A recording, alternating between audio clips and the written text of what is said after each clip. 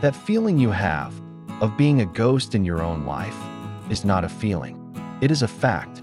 You are living as an actor, playing a part you didn't choose. The smile you offer the world doesn't reach your eyes. The words you speak are carefully selected from a script you didn't write. And the love you are so desperately chasing is the very thing that keeps the cage locked. Stay, and I will show you the mechanism that controls you. This is not a metaphor. It is a psychological blueprint. A hidden architecture that dictates your relationships, your ambitions, your fears, and your very identity. It operates in the silent moments of your life. When you choose an outfit, when you craft a sentence in a text message, when you feel a pang of envy looking at someone else's life. It is a machine running in the background of your consciousness. Most people will live and die inside this machine, mistaking the hum of its gears for the sound of their own heartbeat. You will not be one of them. There was a philosopher, Erich Fromm, who looked behind the curtain. He was not a poet of romantic love. He was an anatomist of the human soul. He peeled back the layers of sentimentality to expose the raw, unsettling wiring underneath. And where others saw hearts and flowers, he saw a mechanism. He didn't call it love. He called it something else. And the first step of this mechanism is happening inside you right now, as you listen to these words. Keep watching, and you will learn to see it for what it is. To understand this, you must stop thinking about love. You must look at yourself with brutal honesty. When you are alone, completely alone, with no phone to scroll, no series to watch, no task to complete, what do you feel? Go past the boredom. Go deeper than the restlessness. There is an echo, isn't there? A vast, cold emptiness. Fromm called it the terror of isolation. This is not the simple fear of being alone in a room. It is the profound, existential dread of being a separate, finite entity. An island in a cold, indifferent universe. A fragment, aware of its own incompleteness. This fear is unbearable for the conscious mind. And so, to survive, it has engineered a brilliant and terrible escape. Instead of facing the void, we decide to become something someone else might buy. We begin the lifelong project of building a personality. Notice the word, building. Not discovering, not nurturing. Building. Like a facade. We become our own marketing managers, and our product is me. Think about the last time you met someone new. Did you show them your true, unfiltered self? Or did you present a curated portfolio, the highlight reel of your life? The witty anecdotes, rehearsed to perfection. The carefully cultivated hobbies that make you seem interesting. The casual mentions of your successes. You are performing a market analysis, calculating what this specific buyer is looking for, and adjusting your product presentation accordingly. Fromm saw our entire society as a personality market. It's a stock exchange where human beings are the commodities. We are all sellers, desperately trying to increase our market value. We are all buyers, scanning the market for the best possible acquisition. In this market, your value is not intrinsic. It is determined by your packaging, your physical appearance, your social status, your career trajectory, your perceived confidence. What can I offer? Becomes the central question of your existence, eclipsing the far more important question, who am I? The respect you receive is not for your soul, but for the perceived success of your product. Power is not your inner strength, but the demand for your brand. This is not connection. It is a transaction, veiled in the language of romance and friendship. It is the cold logic of the marketplace, disguised as the warmth of the human heart. This is only the first layer. It is the foundation upon which the grand illusion is built. The next step is where the illusion of love is created, and it is crucial you understand its mechanics. When two products with compatible market values meet, the so-called spark happens. But what is this spark? Is it a mystical connection of souls? Fromm saw it as something far more pragmatic. It is the sigh of relief of two lonely, terrified people who have finally found a refuge from themselves. It is not the union of two complete individuals celebrating their wholeness. It is the desperate fusion of two voids, two halves clinging to each other to keep from collapsing under the weight of their own emptiness. He called it a symbiotic union. In this fusion, the terror of isolation magically vanishes. The cold universe suddenly feels warm. But this warmth comes at a staggering price. The price is yourself. To maintain the fusion, a silent, unspoken contract is signed. You begin to systematically dismantle your own individuality. You smooth out your sharp edges, the opinions that might cause friction. You suppress the inconvenient truths. You abandon the personal dreams that don't align with the shared trajectory of the we. Your identity, already a fragile, constructed product, now dissolves completely into this new entity. I ceases to exist. There is only we. We like this restaurant. We think this about politics.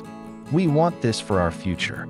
The individual voice is silenced, replaced by the harmonized, and therefore muted chorus of two. And precisely at this moment, a new and even more insidious fear is born, the fear of abandonment. This fear is 1,000 times more potent than the original terror of isolation. Because now, if the other person leaves, you don't just lose a partner. You lose your refuge from the void. You lose the very foundation of your reality.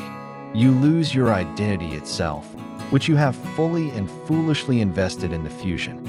The prospect of being cast back into the cold, silent emptiness is so cataclysmic that you will do anything to prevent it. You will compromise. You will betray yourself. You will apologize for things you didn't do. You will become a guardian of the union at all costs. This is not love. It is a hostage negotiation. It is an addiction. The other person is not your partner. They are your drug. The love you feel is the craving. The time you spend together is your fix. And the thought of them leaving triggers the panic of withdrawal. Do you feel exposed? Do you feel a cold sense of recognition? Good. It means you are still alive beneath the layers of performance and dependency. But do not look away now, because the darkest part of the mechanism is about to be revealed, and it will reframe everything you thought you knew about yourself. We have spoken of creating a product to be loved by a partner. What if it's not just for a partner? What if this mechanism of self-commodification is the fundamental way we interact with reality itself? What if you are trying to be loved by the entire world? Look at your career. You are not just doing a job. You are selling a professional brand, the reliable employee, the ambitious leader, the creative genius. You package your skills, you manage your professional network, you perform competence, all to increase your market value. Look at your social media. It is the ultimate personality market, a meticulously curated museum of a life that doesn't exist. You are the curator, the publicist, and the exhibit all at once. Every post is a press release designed to elicit a specific response: envy, admiration, desire. The likes and comments are your stock price for the day. We have turned our entire existence into a performance. Our true, messy, contradictory self, with its strange fears, its petty resentments, its inconvenient desires, its moments of profound darkness, is hidden away in the backstage of the mind. It is not marketable. It is a liability to the brand. The mechanism from Discovered is not a niche theory about romance. It is the core operating system of modern survival. We have traded our chaotic, unpredictable, authentic soul for the illusion of a safe, predictable, and marketable identity. And the most disturbing part is this: after years of performance, the actor forgets they are acting. The mask is no longer a tool. It fuses with the skin. The product becomes the only reality you know. The inner voice of the ghost, the real you, grows fainter and fainter until one day, it stops whispering altogether. It gives up. This is the true horror. Not loneliness, not heartbreak, but a quiet, voluntary self-annihilation. The act of erasing yourself, bit by bit, for the fear of not being enough. So what is the alternative? The answer is not a solution. It is not a 5-step plan. It is a path, and it is the most difficult path you will ever take. Instead of looking for someone to complete you, you must do the most terrifying thing of all. You must learn to stand in your own emptiness. You must consciously, deliberately withdraw from the market. Stop selling. Stop buying. You must let your stock price fall. You must endure the deafening silence that follows when you stop performing for the applause of others. You must face the terror of isolation head-on, without a screen, without a substance, without another person to use as a shield. You must sit with the void until it is no longer a void, but a space for something new to grow. You must look at your own reflection and ask, who is behind the actor? And then, you must have the courage to stay in the silence and listen to the answer, no matter how faint or strange it sounds. This process is the true art of loving, but it does not begin with loving another. It begins with the terrifying, defiant act of existing. For yourself, alone. It means developing your own thoughts, even if they are unpopular. It means cultivating your own passions, even if they are not productive or impressive. It means accepting your own darkness, your own anger, your own sadness, not as flaws in the product, but as integral parts of your humanity. It means, slowly and painfully, becoming an individual, complete, separate, sovereign. Only then, from said, does love become possible, not as a symbiotic fusion, but as an encounter. The encounter of two sovereign individuals who choose to share their path, not to escape from themselves, but to celebrate their existence.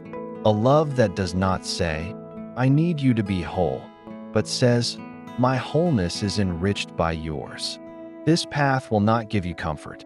It will strip your illusions away. It will give you something far more valuable, reality. That whisper you hear, that feeling of being a ghost, it is your true self calling you. It is asking you to come home. If this truth resonates in the silent spaces within you, share it with those who are ready to hear it. Like this video to spread the message, and subscribe for more uncomfortable truths. Because the first step to freedom is seeing the cage.